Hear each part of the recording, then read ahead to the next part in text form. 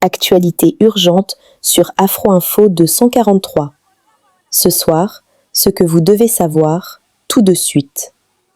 RDC, la population de Sang, Luvungi, se dirige à Uvira. La situation sécuritaire s'est brutalement détériorée dans le sud Kivu, où la rébellion AFC M23, totalement indifférente aux récents accords de Washington. Depuis 6 jours maintenant, les quartiers périphériques et plusieurs villages des hauts plateaux sont sous un déluge de bombardements et de tirs croisés entre les rebelles et les forces loyalistes.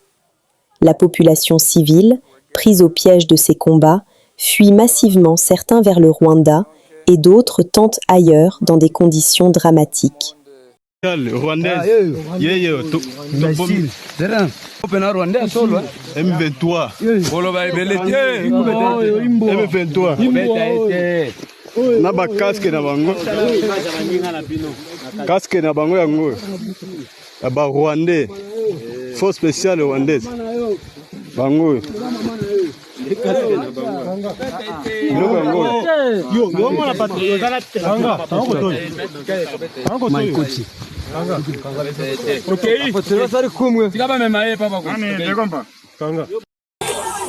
Chacun avec son bagage vers Uvira, hatuyui kama watafika.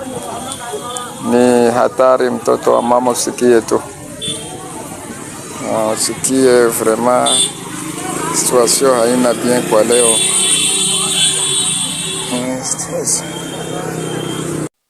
RDC, un hélicoptère a atterri à Yungu, une localité située dans le territoire d'Uvira. Avio yenye na dema pa Yungu inaja mrecherche ya ile nyingine avio yenye lidumbukia mai sai pa maonzeri kama karankombia wanaja dema sai wanaja fatilia nini lituma avio idumbukia mule mai njoo ile sawa sawa nasi navo hapa tuyayua koze avyo na dema hapa ku stade ya Yungu hapa kutere ya Yungu hapa ndio kwenye iko sawa, ndio habari ile. Sud Kivu, 2 hélicoptères des FARDC étaient en mission de patrouille au-dessus du lac Tanganyika, en province d'Uvira. Malheureusement, l'un d'eux s'est abîmé dans les eaux du lac Tanganyika. À ce stade, aucune communication officielle n'a encore été publiée. Leo le 6 siku ya 6 nawaza mko naona ile helikopteri iko nazunguka kule, tuko katika kijiji cha Yungu. Ile helikopteri ilikuwa 2, moja ilianguka pale mumai inazama. Balikuwa mkupita, moja ikanguka mumai pale inazama. Ndo naona ile ingine iko nazunguka pale. Hivi watu bako hapa mingi bako na shangilia. Isi helikopteri inazama. Ishazama pale kabisa. Ingine moja ndo ile pale inazunguka pale. Le 6 leo Desembre 2025. Batu tuko hapa tuko na shangilia gisi helikopteri ilizama mumai, atuyui ilitoka wapi. Ilikuwa natoka ngambo za huko Mauvira. Au lendemain de la signature à Washington de l'accord de paix entre la RDC et le Rwanda, les réactions restent partagées, alors que les affrontements se poursuivent dans l'est du pays. Au sud Kivu, la population fuit les affrontements entre les rebelles rwandais du M23 et les patriotes Wazalendo. RDC, au moins 30 civils blessés dans les bombardements venus du Rwanda et des frappes de drones M23/RDF sur Luvungi, Mutarule et Sang, bilan provisoire.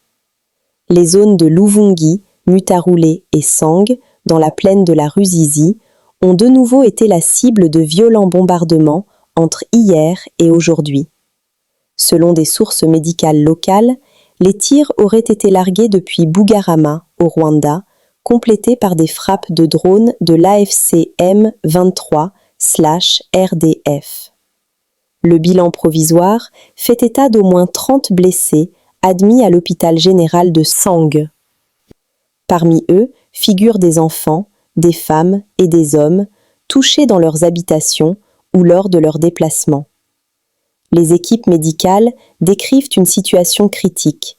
Aucune assistance humanitaire, aucun appui d'urgence n'a encore été déployé malgré l'afflux massif de blessés. Les structures sanitaires déjà fragiles peinent à prendre en charge les victimes. Ce qui s'est passé aujourd'hui s'est passé à Washington, D.C. Et le résultat que l'on a vu aujourd'hui, c'est essentiellement aussi grâce à la détermination du gouvernement américain, de son président, le président Donald Trump. Comme vous avez bien dit en introduction, à part ce cadre ou ces documents qui ont été signés entre la République démocratique du Congo et le Rwanda, il y a également eu, juste après cette cérémonie, dans une autre salle, peut-être loin de la plupart des caméras, une cérémonie de signature de 2 autres documents. Le plus important ici, c'est de noter que la relation entre le gouvernement américain et le gouvernement congolais a pris une autre dimension. Nous avons signé un accord de partenariat stratégique.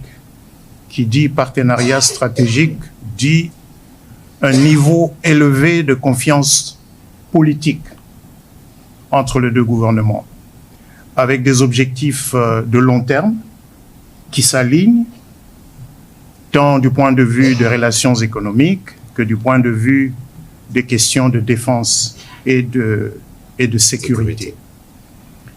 Jusque-là, les relations économiques entre nos 2 pays étaient régies par un accord de protection, de promotion et de protection réciproque des investissements, conclu en 1984.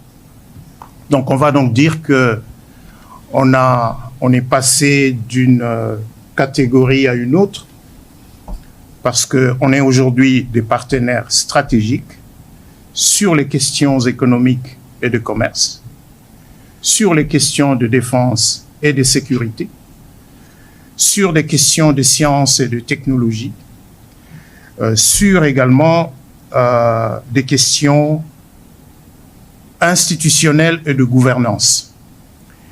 Et les questions institutionnelles et de gouvernance sont liées notamment à ce que nous envisageons de faire dans le domaine économique. J'ai tout à l'heure dit qu'un partenariat stratégique était l'illustration d'un niveau élevé de confiance politique, c'est-à-dire 2 États qui regardent dans la même direction et qui regardent loin en essayant d'aligner leurs intérêts ou en étant convaincus que leurs intérêts de long terme sont liés d'une manière assez profonde. Ici, ne nous voilons pas la face. Le monde tel qu'il évolue, il va être déterminé, il se détermine déjà pour les États qui aspirent à devenir puissance mondiale ou qui veulent demeurer puissance mondiale, c'est dans l'accès aux métaux critiques.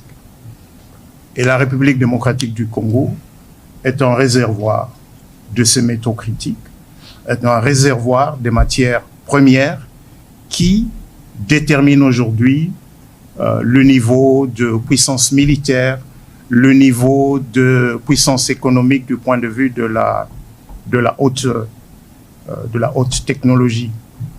Donc, en même temps que la relation entre la République démocratique du Congo et le Rwanda est censée prendre une forme plus paisible, une forme de prospérité partagée, il est également important pour celui qui a été le parrain et qui voit un intérêt à sécuriser son accès aux métaux critiques, aux minerais critiques qui sont disponibles en République démocratique du Congo.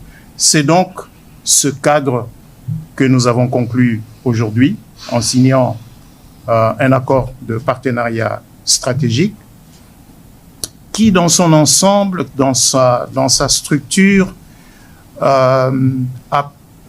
s'est apaisanti sur le volet commercial et économique.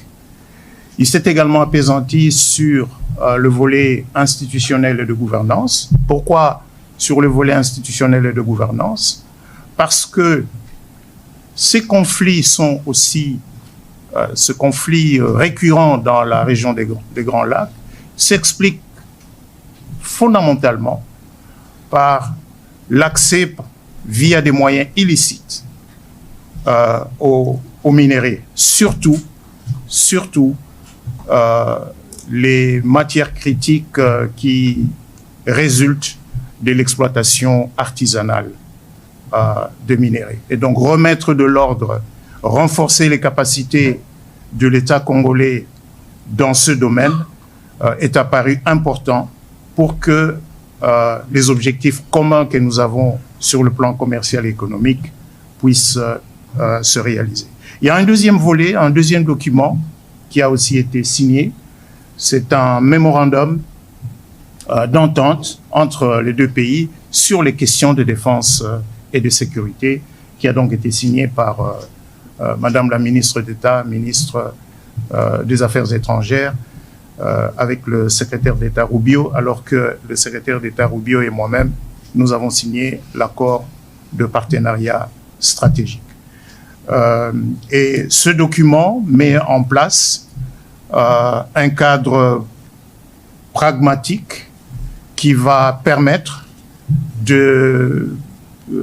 d'organiser la manière dont les relations économiques entre la République démocratique du Congo et les États-Unis vont prendre forme, vont s'intensifier pour nos intérêts mutuels de long terme. C'est donc un engagement de long terme.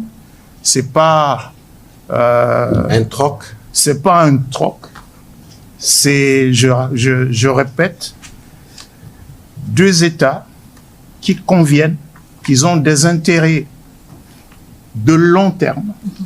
Nos intérêts de long terme, c'est le développement économique, dans la paix, dans la sécurité.